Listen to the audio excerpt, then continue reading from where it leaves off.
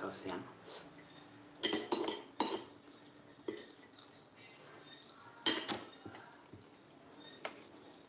ถึงมุกคาเนี่ยอันนี้ภาษาไทยดักมุกครับอันนี้เป็นพืช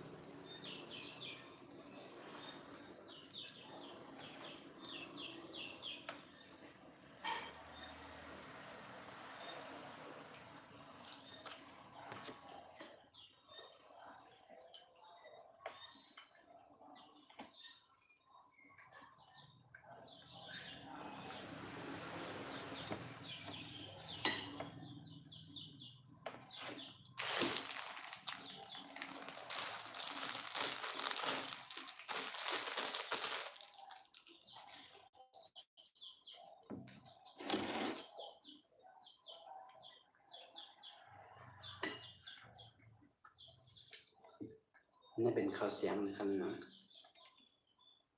ก็เป็นเมื่อข้าวเสียงกันนำจะเป็นข้าวเหนียวอันนี้เป็นข้าวตากันนะอันนี้มีพรนี่นะขนาด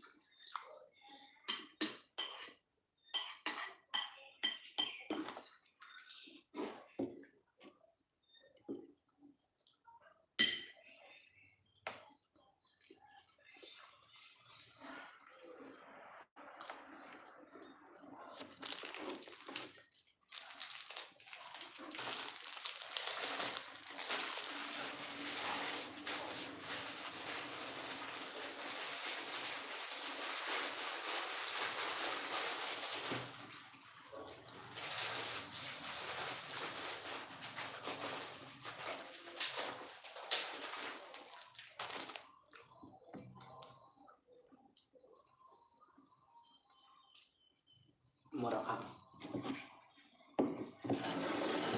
ทนายคณะฝ่ายสงฆ์สวัสดีครับ